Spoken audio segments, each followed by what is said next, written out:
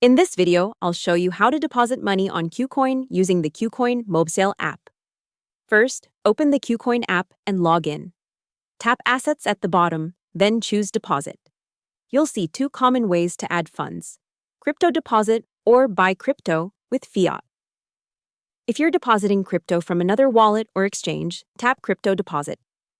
Choose the coin you want, like USDT, then select the correct network such as TRC20, ERC20, or BEP20.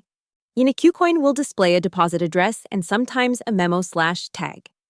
Copy the address, then go to your other wallet, tap Send/Withdraw, paste the address, and make sure the network matches exactly.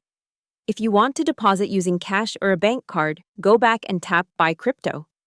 Choose Fast Trade or P2P, pick your currency and payment method, enter the amount, and follow the prompts to complete the purchase. Once done, check Assets to confirm your balance updated. Hope the tutorial was helpful. Subscribe to my channel and see you in the next video.